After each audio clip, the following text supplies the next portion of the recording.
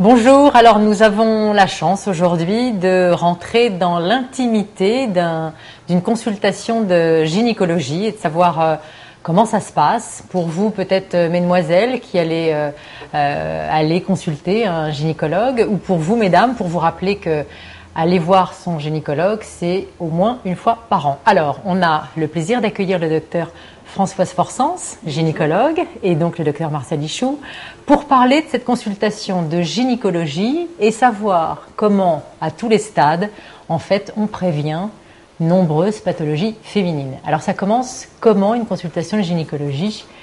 Déjà, on arrive, on se déshabille, ou pas toujours tout de suite, quand c'est la première fois. Comment ça se passe?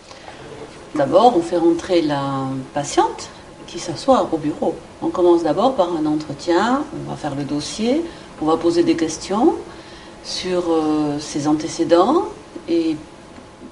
Un dossier médical, là on commence à rentrer un dossier médical à faire.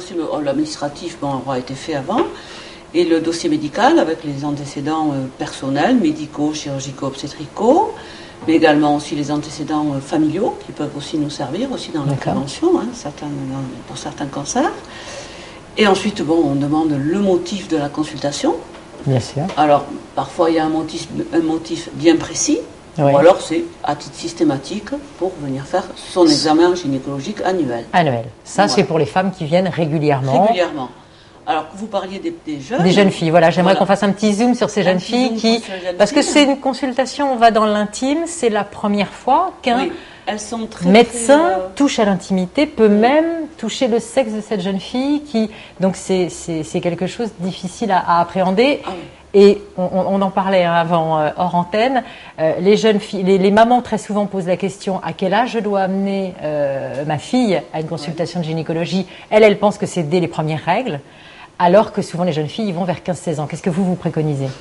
Alors moi je préconise, souvent les mamans me demandent est-ce que je dois amener ma fille, elle vient d'avoir ses règles, etc. Je lui dis non, c'est pas la peine de venir pour l'instant parce qu'on n'a pas vraiment grand chose à faire, on peut pas les examiner, on va pas non plus aussi les traumatiser parce qu'en fait c'est un examen qui paraît un petit peu traumatisant dans leur esprit. Hein. Absolument. Au départ, tant qu'elles connaissent pas ce que c'est, et après il faut leur laisser d'elle-même dire à la mère j'ai mal au ventre, je veux une contraception, voilà, c'est elle qui décide. C'est elle qui décide et qui veulent... C'est vers 16 ans, moyennement c'est 16, 17 ans, mais oui. On peut dire quand même que la consultation de gynécologie, nous qui parlons de prévention sans arrêt, est une consultation qui est le plus souvent avant tout préventive. Et que les femmes, que ce soit les jeunes pour la pilule ou les femmes plus âgées après pour d'autres pathologies, c'est avant tout de la prévention. C'est quand même la gynécologie qui a mis en place ce réflexe de prévention, y compris pour les femmes qui savent qu'elles doivent faire un frottis, une prise de sang, la mammographie. C'est rentré complètement dans la pratique des patients. Alors si on prend justement dans l'ordre, notamment pour une jeune fille, c'est déjà de l'information. Information sur ces fameuses IST qu'on appelait les MST, les infections sexuellement transmissibles. Vous allez leur expliquer évidemment l'intérêt du préservatif. Enfin, j'imagine qu'il y a aussi cette éducation-là. Tout à fait. On en parle très sérieusement, on insiste bien sûr sur le préservatif parce qu'en général elles viennent nous voir pour chercher la pilule. Alors parfois elles ont déjà commencé leur vie sexuelle. Elles n'attendent pas toujours d'avoir la pilule pour commencer. Ce qui fait que là, on leur pose la question, est-ce que vous utilisez toujours le préservatif? Alors, en général, elles disent oui. Alors, parfois, elles viennent prendre la pilule, et parfois pour laisser tomber le préservatif. Alors, c'est là que notre rôle est important, de leur dire c'est bien d'associer. Ça n'est pas qu'un moyen de contraception, évidemment. C'est un moyen de se préserver des IST. Des IST. Et donc, c'est très important d'associer les deux. Et alors ça, évidemment, ça n'est pas réservé aux jeunes filles, bien sûr. Pour les femmes, c'est pour la sexualité, évidemment, en général. Prévention, infections sexuellement transmissibles, qui, je crois d'ailleurs, il y a une recrudescence de ces infections. Donc, port, évidemment, du préservatif. Parce que il paraît quand même que les préservatifs commençaient un petit peu à être abaissés. On les oublie quand on a une sexualité. Parce que voilà, les Parce messages. qu'on parle peut-être un petit peu moins du sida. On en parle moins, on parle des trithérapies avec des possibilités de traitement, alors qu'avant on imaginait que c'était vraiment une impasse. Donc il y a eu un relâchement, mais il faut dire que le préservatif, évidemment, il protège contre le sida et c'est un des enjeux majeurs, mais il protège aussi contre toute autre maladie sexuellement transmissible qui sont certes moins graves, mais qui sont beaucoup plus répandues et plus virulentes dans leur contagion. Qui peuvent altérer aussi la vie de la jeune fille après. Par exemple, les chlamydiés qui peuvent entraîner sournoisement une stérilité plus tard. Bon, tout ça, c'est quand même très important. C'est pas des petites infections. Ah non, c'est certain. Les chlamydiés, c'est important. Il y a les petites mycoses. Voilà. Oui, bien sûr. Les mycoses, ça gêne beaucoup, mais enfin, c'est pas très très méchant dans l'avenir. Mais il y en a d'autres, par exemple, je cite les chlamydiés, qui peuvent quand même faire beaucoup de dégâts au niveau des trompes et de façon très sournoise. Et donc être source de stérilité. Voilà. La problématique de la consultation gynécologique, c'est qu'elle est aux confins de la sexualité, avec toute une éducation qui n'est pas faite ou faite par ailleurs, mais très souvent c'est des thèmes difficiles à aborder. Bon, pour les mères avec leurs filles, mais sinon c'est assez complexe, et puis les parents ne savent pas toujours les enjeux qui sont en cours. C'est aussi le moment où on va prendre autour de la contraception. Donc il y a l'éducation sexuelle, la contraception, et puis toute la prévention autour des maladies qui touchent à la fois l'appareil génital et les seins, puisque à partir d'un certain âge, évidemment, on recherche... Alors justement, quand on dépiste, alors là, on est maintenant, après l'information que vous avez pu... là, on va à l'examen. Là, on va à l'examen. Donc là, la femme se déshabille, met les pieds dans les étriers pour parler de la façon dont ça se passe. Et là... il y a déjà un premier examen qui est fait par vous, gynécologue. Oui, avec on va mettre le spéculum. D'accord. Le spéculum, donc c'est le petit appareil que l'on introduit doucement dans le vagin. Oui. Ensuite, on écarte les